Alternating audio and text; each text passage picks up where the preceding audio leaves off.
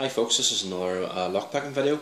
This time I'm going to try and attempt a single pin pick and gut, hopefully, a Yale 851. I bought this off eBay recently for 20 quid, brand new, so it's a bit of a bargain. And it does have a removable core, a repinnable core, 6 pin repinnable core, although at the moment there's usually 5 pins being used. As you can see the keyway there, and it says on the bottom there, stamped RC27, whatever that means. Sort of had a bit of a dilemma during the week as to how to get the core to this, but Jim Elwood was able to show me how to get the core out of it, so hopefully after we've picked it we'll try and get it. Say there's the box it came in, it's 851. Yeah, it does come with, of course, with working key. As you can see, it's good spring in the shackle, and it is key retaining.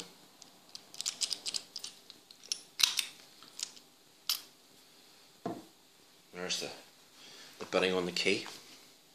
Now the bitting on the key just looks very uniform, and it looks as if it's been a reasonably easy lock to open, but it's not. It's anything but. It's a pretty tough lock to open and very, very stubborn. When you get on the false set, it becomes very, very stubborn. So, here goes.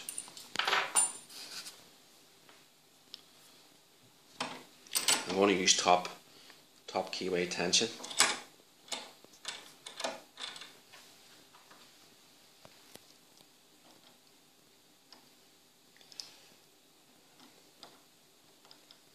And pretty light tension at that. And a southward max hook, just sort of work from back to front.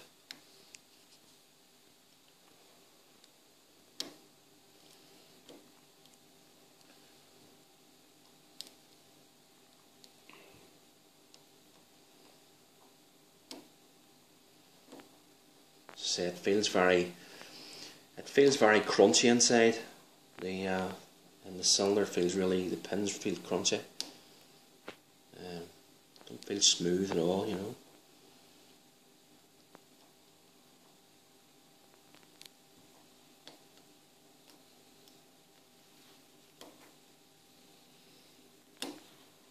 That's pin 3.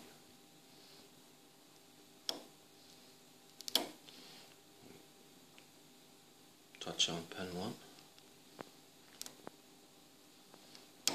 There's movement on pin 5. Return the core.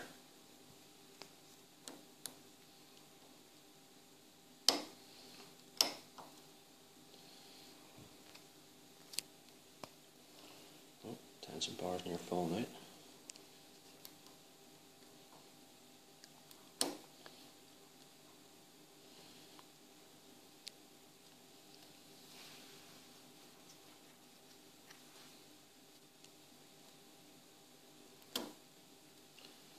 There's in the false set, that's on pin 2. As I say, this is when it gets hard. Usually the pin that opens this lock is pin 5. And there's another wee turn in the core, deeper false set, but it really fights you all the way. You get good counter rotation, but it refuses to open. It really is stubborn.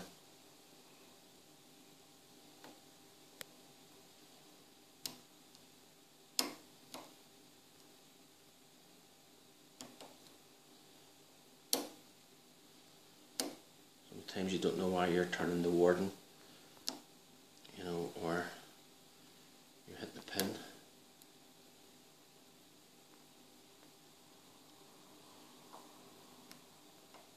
There's counter rotation, but you know, it's not easy.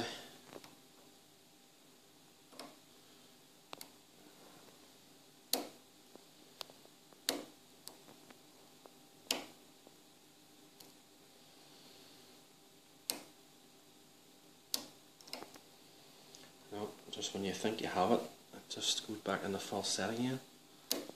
It's just that pin. You need to be on it just right. So you do. or it won't drop.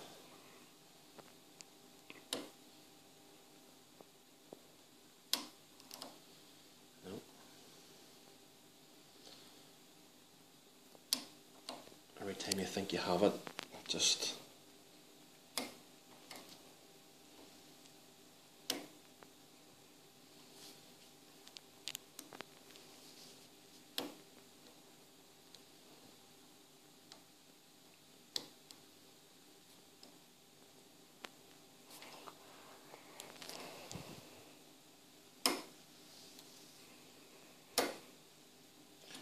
back into full set again.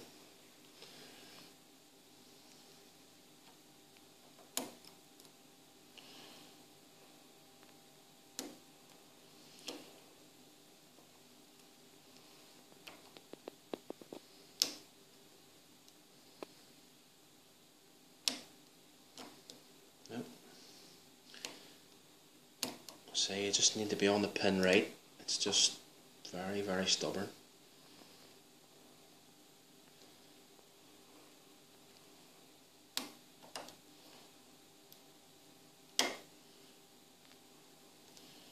Lost their false set again.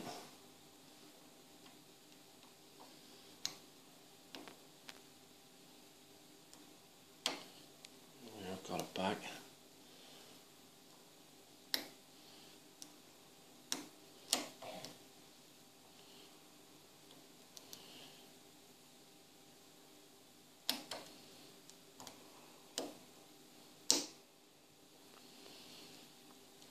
So this is one tough cookie.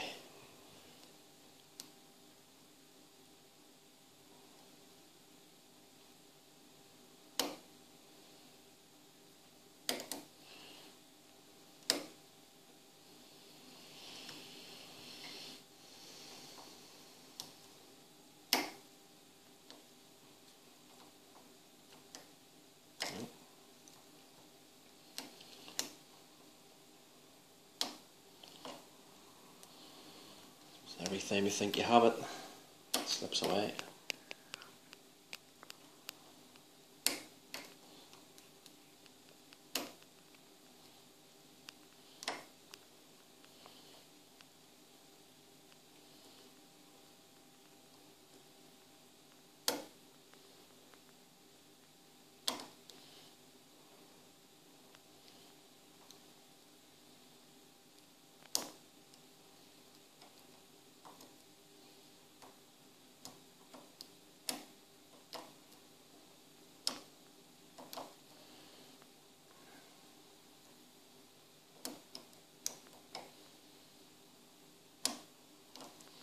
So you get plenty of counter rotation, just very, very stubborn.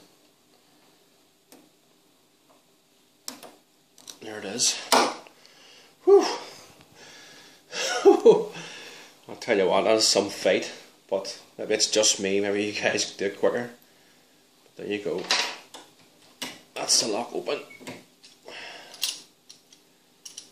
Okay, so without further ado, I'll take a 2mm Allen key. As you can see here, there's two holes at the side where the closed end of the shackle there is, and what the bottom's a drainage hole. The top hole here takes this 2mm hex key or Allen key, and you just you open it up. The grub screw comes out, as you can see, and the shackle pops out. Your spring and your ball bearing on that side. Okay, and down in there, probably hard to see, is a screw. You just take out. It's a Phillips head. So what that does is, see the wee stud there at the top.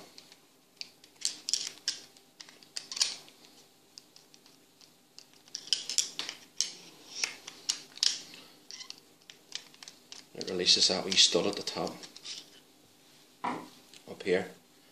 So the wee stud, well, the wee stud should come out.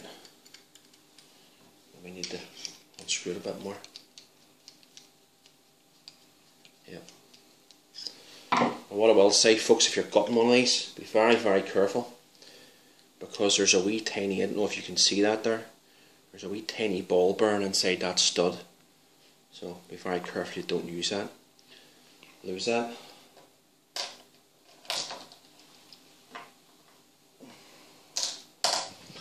And of course the cap. The cap just comes off. And then out comes the core. There you go. There's the core. Now folks, I'm just going to pause the video here because I'm probably going to wrestle with this C-clip here, so when you come back to me, hopefully I'll have got this off. Okay? Alright folks, we're back again. I've got the wee C-clip off the back there, and I'm just going to dump the pins on this here Yale. Let's see what's in it. So as you see there, it's a 6-pin core. Only 5 pins are used. I don't see any counter milling. I don't see any counter milling at all on the wee holes there. So anyway, without further ado, this is a pin. I'm going to use the bottom of this tray here as a wee tray. First pin there, that's just an ordinary pin. I think all these top ones.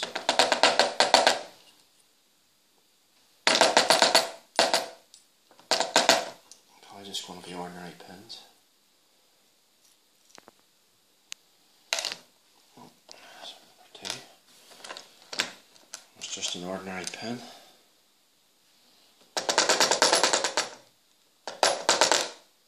You have to bear with me, this is my first time doing this. So that was pin number 3, which is an ordinary pin as well.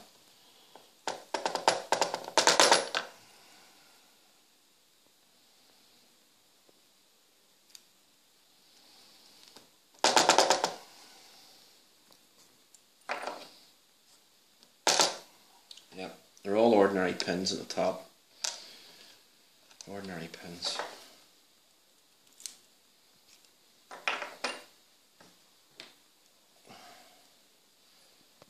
Okay, trying to get the right plug follower for this. It's just too big. There's one here.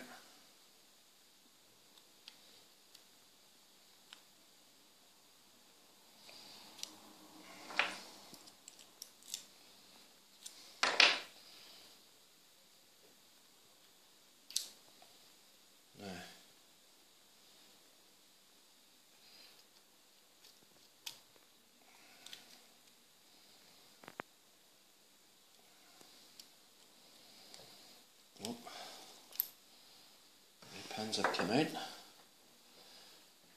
Alright. So pin number 1 is just an ordinary pin. Pin number 2. Oh. It looks like a mushroom spool. It's also pin number 3 is a mushroom spool.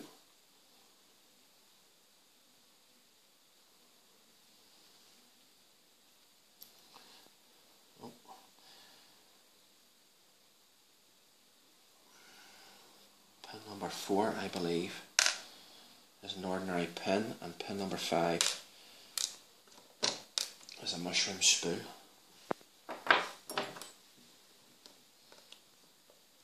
So there you are. You can see that. Focus on that. There's 4 mushroom spools on an ordinary pin, and pin 4, and the rest are all mushroom spools.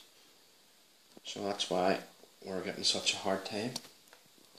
Alright folks, thanks very much for watching. Sorry the video's so long, but take care, and I hope to see you again soon. Thanks very much. All the best. Bye bye.